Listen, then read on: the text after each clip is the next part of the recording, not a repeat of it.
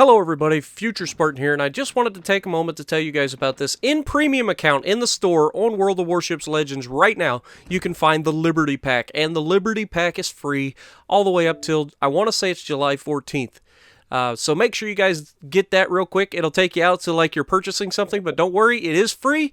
Go ahead, click on get, you'll download it, and that is 4 days premium, plus a bunch of boosters and stuff that are awesome. So make sure you guys pick that up. It's free, why not? So now, on to the video. Hello everybody, and welcome back to World of Warships Legends. My name is Spartan Elite 43, and tonight we are just going to have a really quick video going over some things about my battleships. Alright, so most of you have watched some of the videos that I've already talked about this. But for those of you who aren't interested in watching 40-minute videos, I can understand. So we're going to go over it real quick for my two top-tier battleships that I currently own, which are the Iowa and the Amagi. Now, I use these captains for my top tiers as well as my mid tiers and low tiers. I use the same captain. I don't change them. I've experimented here and there with different things, but for me, personally, this is my build. So, without further ado, let's look at the Atlanta. So, let's go to upgrades and loadout, and you'll see what I've got. So, right off the bat, we have secondary battery mod 2. What this does, it allows you to have plus 20% to your firing range and minus 20% to your secondary dispersion. So, they're more accurate and they shoot further. Not a bad thing, especially when little shooty boats tend to come up with torpedoes. So definitely something you want to look into. This is nice as well, but the added reload time definitely not worth it in my opinion. A little bit of prior planning can help you out in this area if you're struggling with your guns getting on target in time. Next we have the propulsion mod 2. This is a very interesting one. Now I know that a lot of people would look into these, but this isn't really that helpful for me. It's 15% for fire and flooding. Okay, I can understand that, but you've got a repair party, so you don't really need it. Steering gear is never a bad thing to be able to turn faster in a battleship, but accelerating 50% faster is by far what I would prefer. That's all I'm saying. Time taken to reach full power when accelerating, minus 50%. That's huge, especially for battleships. Next we have target acquisition. This is our spotting range, torpedo visibility range, and the range of guaranteed acquisition of ships. Thank you. I forget your name, whoever pointed it out, but thank you. You know who you are. Huge. Okay, you can see further. You can spot ships from further away. You can see torpedoes from further away, and your guaranteed acquisition of ships 50% further. So huge. I think it's what standard is like 3 kilometers, so another 1.5 kilometers, so 4.5 kilometers guaranteed spotting. It's ridiculous. All right, now moving on. This is the one that you can't get on the lower tiers, but you do get on the Iowa, and that is artillery plotting room. And what this does is it gives you a minus 11% to the dispersion of your main battery. Thank you, whoever came up with this. That is huge for those of us who like to put multiple rounds on target. Now, yes, you can add another secondary battery. And you can see I have one of those in stock just because of the fact that I have actually tried using it. And while it is very effective. You can really max out the secondaries on the Iowa and probably the Amagi as well. But honestly, it's so situational and you lose so much for every situation as far as not being able to reach out as far that it just wasn't worth it in my book. But to each their own. There is a build out there that can absolutely wreck things when they get within 6 kilometers of you. It is pretty disgusting.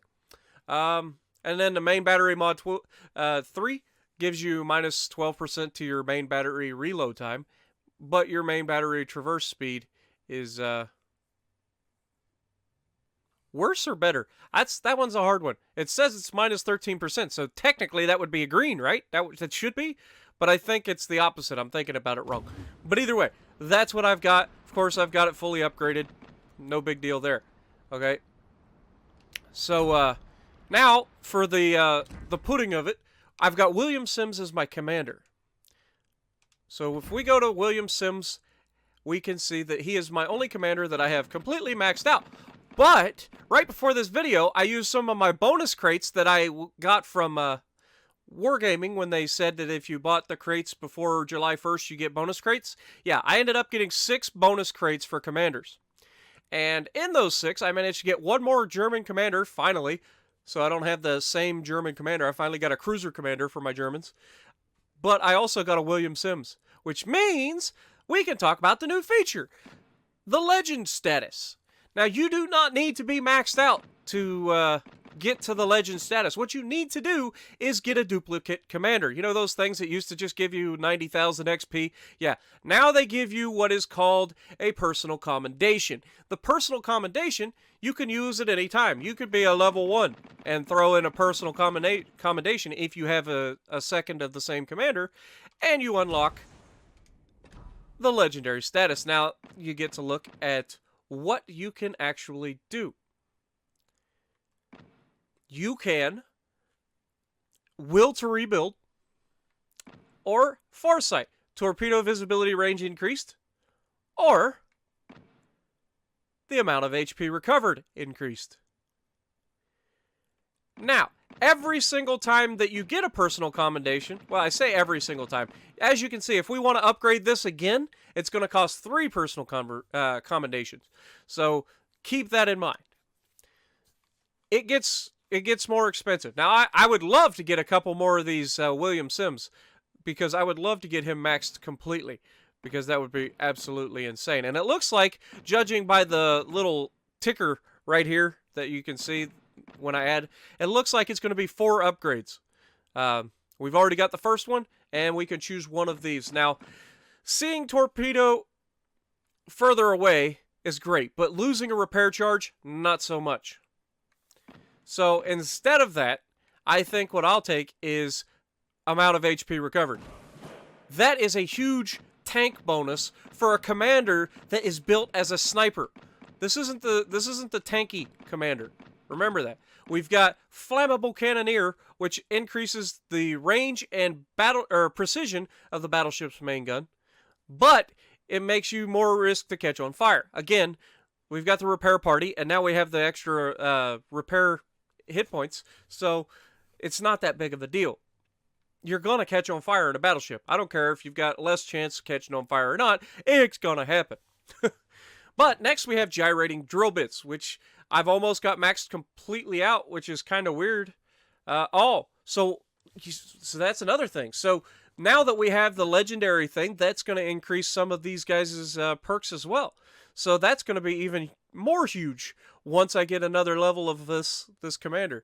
But of course, getting these commanders aren't exactly cheap if you're buying the crates, because it's a toss-up. You got 4 nations now to choose from, and you're not always going to get the same commanders. So keep that in mind. But as you can see, damage caused by the AP shells fired from the battleship's main gun, and the traverse speed of the battleship's guns increased. So they traverse faster, but you're reduced in speed to -7%. Now, I will notice that on the upgrade to Legendary Rank 2, yes, you get a 10% bonus to the damage and a 1.5% bonus degrees per second, but you also get an increased penalty to your speed, which is something that you haven't had up to this point. So keep that in mind as well. That's a little trick that they threw in there that I'm glad I just noticed.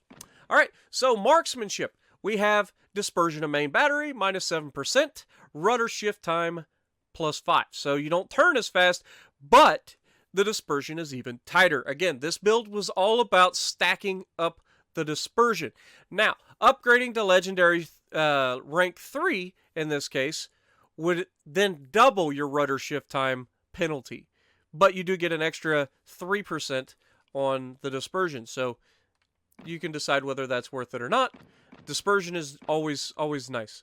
And this one gives you the main battery range of +3%. And if we get to upgrade Legendary Rank 4, it goes to +4% with no penalties. So this thing could potentially be reaching out to almost 20 kilometers at that point. That would be insane. Now, over here, you have his built to last skill, which again gives you HP per ship tier. so not bad. So you get an extra 340 hit points per ship tier. So you multiply that by 7 and you get what we get on our Iowa. Then our inspirations, we have Andrew Cunningham. And right now, Andrew Cunningham is a rank 10. So that gives us a plus 2.75% to the precision of our main guns on the battleships. Okay. And then on top of that, we also have Charles Madden, which gives us a main battery traverse speed of 0.25% because he's not leveled up. But it also gives us a main battery reload time buff. So both good, both great. That's the Iowa. Let's move on to the Amagi.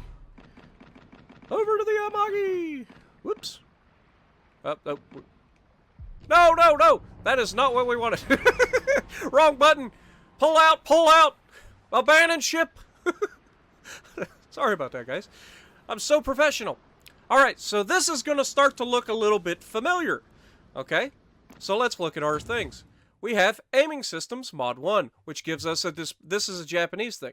Gives us the dispersion of the main battery minus 7%, torpedo tubes, which are not applicable in this situation. Secondary battery firing range gives you a plus 5% to that, and a minus 5% to the dispersion of your secondary batteries. This is a huge mod. Everybody should always include this on their Japanese battleships. Or any Japanese ship that allows it, honestly. Except maybe destroyers, because that wouldn't make a whole lot of sense, as they don't really have secondary batteries. But the torpedo tubes traverse time, even though they're usually pretty quick anyway. But I digress. Moving on. Hey, Propulsion Mod 2 makes a statement again. Who'd have thunk it? Moving on. Target Acquisition System Mod 1. Again, same thing. Nothing new there. And moving on, we have Main Battery Mod 3, because unfortunately, we don't get the boost that the Iowa gets with the minus 11% to the dispersion. However, we already had minus 7% plus the buff to the secondaries, so they couldn't give you another 11% on top of that. That would be messed up. So instead, we get the Main Battery Modification 3, which gives us a main battery traverse speed that's I'm going to assume that's a penalty. It's instead of minus 13% to the traverse speed, which would actually be a good thing, it's probably plus 13%. But maybe somebody out there knows for sure. Let me know in the comments down below. But the main battery reload time, minus 12%. So, there you go. Can't really argue with that. It is the best choice of the two, because if you go to the secondary battery, it's just reload time, minus 20%. So if you want a secondary battery build, it's up to you. But getting those big guns reloading even faster, always good. You're never going to hurt yourself. Now, if we go to our commander, you'll see that I'm using Takeo Takagi. And I'm hoping that I said that correctly. But as you'll notice, Takeo Takagi has a lot of the same skills that my man William Sims does for the Americans. So one thing is different. The base trait here, we have total HP restored by repair party. Hey, that's pretty helpful, isn't it? There you go. If only we had something else. So we go over here, we got Flammable Cannoneer, we already talked about that, not going to go repeating myself. Then we've got Gyrating Drill Bits, again, we've already talked about that, not going to repeat it. We've got Marksmanship, again, already talked about it, not needing to repeat it. And then we have the Reaching Out, XXL, which gives us the main battery range increase. But, do we have... I can't remember if we got another one. Nope, we don't. So we do not have a personal commendation to give this guy legendary status, unfortunately, because I would love to throw this on top of what he already has, because that would be amazing. Let me know what you guys think down in the comments below. And as our inspirations, maybe this looks familiar as well. We've got Andrew Cunningham, increase the precision of a main battleship's gun.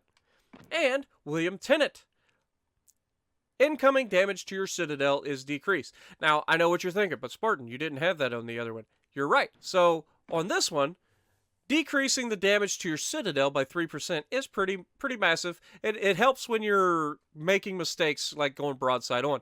Now, in the Iowa, I'm not getting citadeled all that often because I'm usually bow tanking, so I don't need the incoming damage to the citadel reduced. Whereas the Amagi, because of the gun placements, having 2 forward, 3 in the rear, you're having to go broadside quite a bit, so you've got to be careful with the citadels, and that's where this commander comes in handy with William Tennant. So, I hope you guys have enjoyed. That was pretty quick and thorough, and what do you guys think? Let me know in the comments below if you liked it. I know I said I wasn't going to put out a video till Monday, but I just got to reading comments, and I realized that I forgot some things during the week, so I wanted to get this video out there. Hopefully you guys have enjoyed, so if you like what I'm doing, punch the like button, leave a comment below, subscribe to the channel if you haven't already, and as always, I will see you in the next video.